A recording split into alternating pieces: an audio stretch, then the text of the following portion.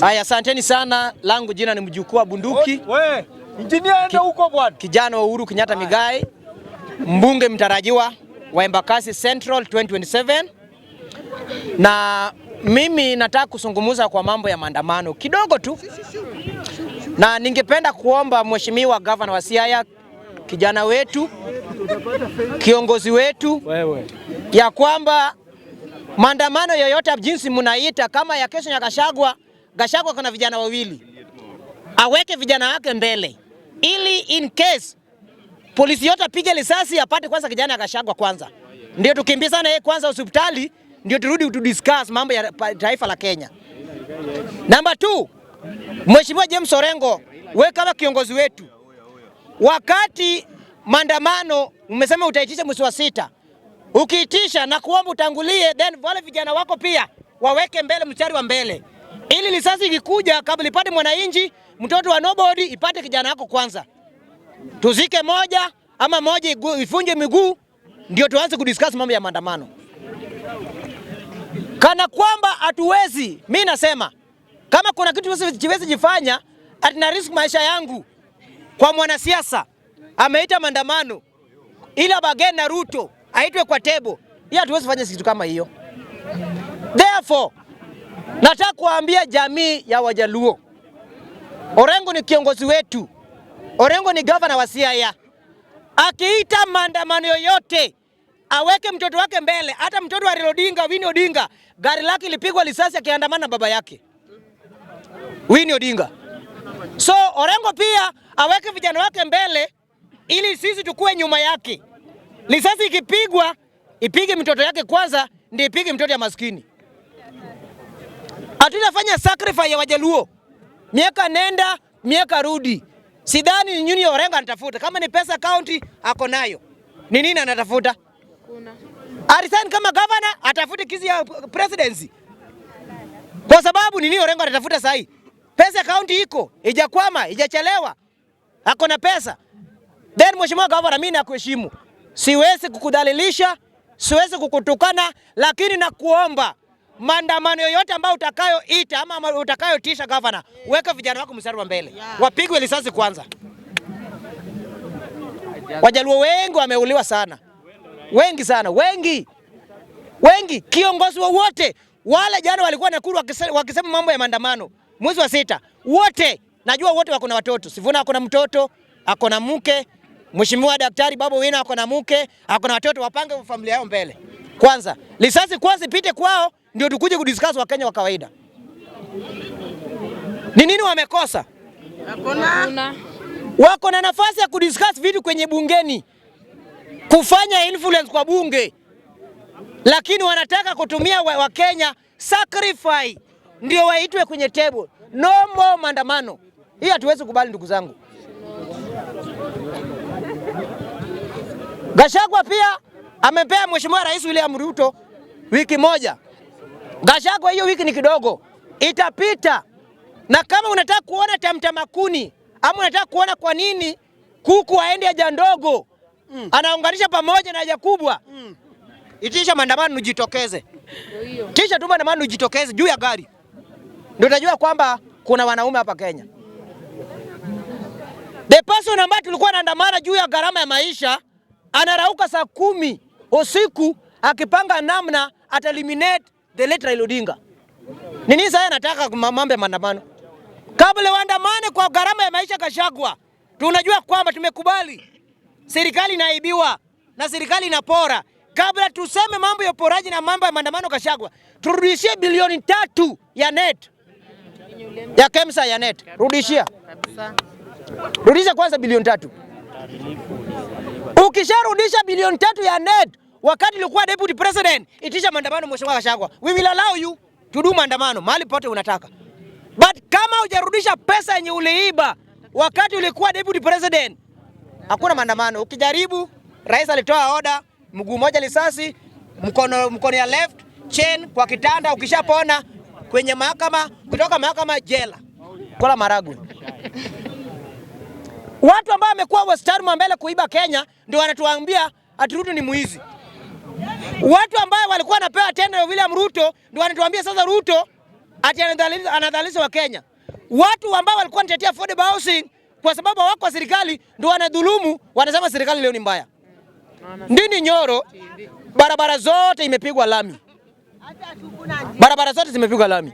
Ikishapigwa lami Central kwao hadi Mbusi na Lala, hiyo ni vizuri. But unauliza, wakati Mheshimiwa Samuel Atandi anagawa rasilimali vizuri kupeleka maeneo nyingine mbali, tafadhali wewe, tafadhali toni mama hapo tafadhali. Wakati Mheshimiwa Samuel Atandi anagawa pesa vizuri kama chair budget vizuri, kila mahali tunaona lami inapigwa. Ukienda kule Kambani lami inapigwa, Pwani la Inji lami inapigwa, Western lami inapigwa, Luo Nyanza lami inapigwa. Ndio wakati Ndini Nyoro anagundua kwamba serikali William Ruto ati wanakopa deni zaidi. But wakati walikuwa wanakopa kupiga lami kwao, kujenga vitu za kwao, Ruto alikuwa malaika, Ruto alikuwa vizuri.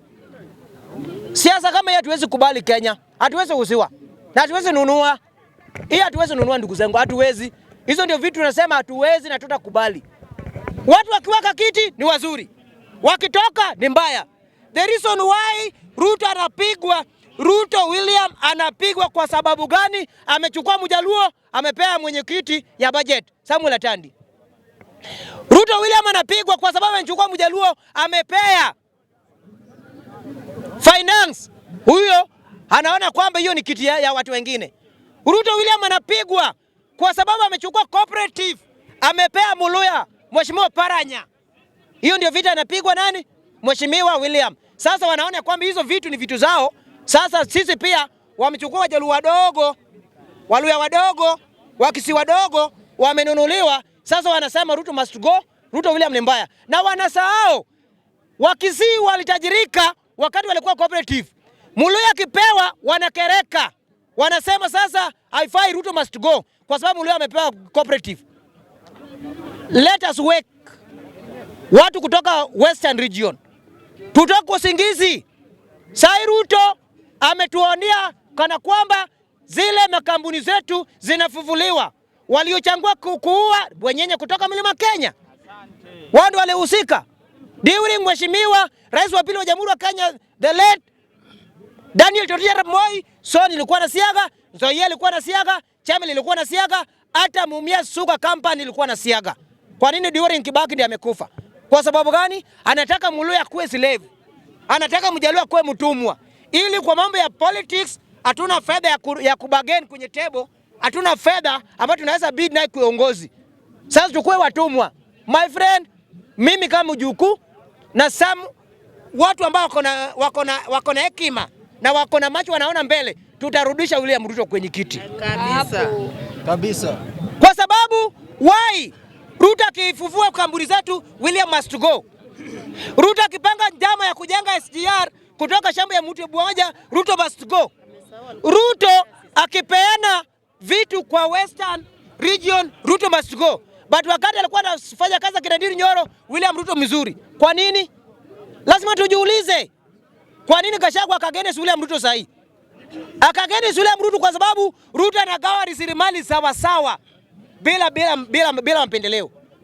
Wanaanza kukereka, oh, Ruto ni mkabila. My friend, huyo mkabila, huyo muuaji, huyo muizi, huyo mkonde ndio tutamrudisha 2027. My friend, sasa kuna mjinga. Mimi niko na akili zangu ya kurudisha mwili wa Ruto kwenye kiti, na zile vitu ambavyo naona imefanywa since independent haikuwahi fanywa Luo Nyanza, na inafanywa sasa na serikali ya nani? William Samoei Arap Ruto. Kwa nini nimkatae? Nikatae kwa sababu amenunua mtu kiongozi wawili kutoka Luo Nyanza. Nikatae kwa sababu wachache ndio wanakula kutoka wenyewe kutoka Mlima Kenya. My friend, my fellow Luos, chanuka. Chanuka, usipochanuka usilaumu mtu, utakuwa chombo. Tumefanya maandamano zaidi ya 40 years Kenya. Tukiambiwa Kenya serikali hii ni mbaya. Serikali gani nzuri? Ya Gachagua. Mtu wa kabila, mtu wa share, then Mjaluo ambaye msomi, Muluya ni msomi. Baada anafuata kambi ya Gachagua anasema tutengeneze serikali. Mtu ambaye tufungie CCTV. TV kwa tiko. State House. Bwana tuache siasa ujinga ndugu zangu. Ya mwisho nataka nikupongeza Mheshimiwa Calvin Okoth Gaucho. Lazima nipongeze kijana mwenzangu. Lazima nipongeze Calvin Okoth Gaucho. Congratulations ndugu yangu. Hongera kwa kazi ambayo umepewa. Hongera. Kwa sababu mwenzako akipata usikuwa na kinyongo. Mpongeze yako ya Mungu ni mengi. Usikuwa na kinyongo. Pongezi Gaucho na uwapo utakuwa hiyo kazi tafadhali Gaucho. Sukuma agenda ya walala oi watu wa Islando. Ya kwamba Mama Lucy tunataka equipment, tunataka dawa, tunataka daktari. Wakati ukakuwa katika kwenye hiyo board tutajua kwamba maisha yetu iko safe. Kwa sababu wewe ni mtoto wa ghetto. Lazima uakilie maslahi yetu. Hasala. Mahali ambayo napinga ni mahali moja ya Ken wa Maria. Hapo ninapinga. Sakaja hiyo na tunaweka X. Ken wa Maria no. Haifai ndugu yangu, haifai. Sakaja Ken wa Maria hiyo na tunapinga. Hiyo ni no. Big no. So tunataka watu ambao wanafanya kazi on behalf. So Gaucho, congratulations. Mungu akunemeshe, ya kesho ni mengi. Walikunyima usiende kwa uhuru, si sasa Mungu amefungua njia nyingine. So walikwama. Na hao tu wako one time, si ndio walikwama kwa Gaucho asiende kwa Uhuru Kenyatta. Na Uhuru alimuita. So pongezi kwa kazi ambayo mpewa. Asante Mheshimiwa Rais kudhinisha Gaucho. Asante Mheshimiwa Gavana Sakaja kudhinisha Gaucho kama mwenyekiti wa bodi ya Mama Lucy Hospital. Ya mwisho mniruhusu niongea Kichina. Nataka kuongea Kichina, Kifaransa kidogo. One kaka Joluo, one kaka Oganda, one kaka Nyikwa Juang. Wawacho ni yiero mabiro timore 2027. Kik ng'ato wuondwa ni dwa tiyo kodwa e loyen kaka wuon mondo tajirika. Wadhi ure ballot box kwa ng'en wadwaro ang'o.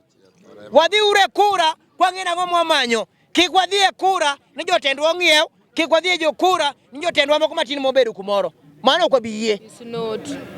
Jatelo ma Kalumora mora man gi paro ni biro tim zoning nikech iye.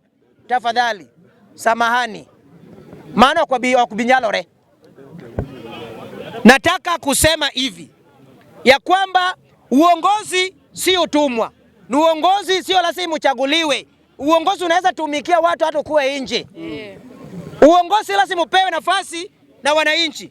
Wakati unatumikia watu hata kama uko nje hujapewa nafasi ya kuwakilisha wananchi, Mungu atakubariki. Namna ndugu ya mheshimiwa ndugu ya Joho Abu anasaidia wana Mombasa. Kwa sababu gani? Anafundisha wao kutoka katika kwenye midarati. Anawashikilia, anawatafutia kazi. Pongezi Abu kakake ya Joho kwa kazi ambayo unafanya. Kwa sababu yale ambayo unafanya Mombasani hatujaona hata Luo Nyanza kifanywa. Sijaona Mlima Kenya kifanywa. Sijaona Rift Valley kifanywa. Lakini wewe kakae ya ndugu Joho Abu tumeona kwamba unatafutia wana Mombasa kazi. Unawasomesha bila ofisi yoyote ya umma. Hiyo ndio uongozi tunataka. Uongozi sio lazima uchaguliwe. Uongozi ni kutumikia mnyonge kama Mungu amekubariki. Asante. Fedha kidogo ambayo Mungu amekupea, bariki na wana Mombasa, watafutie kazi na wapee kazi na Mungu akubariki. Asanteni sana.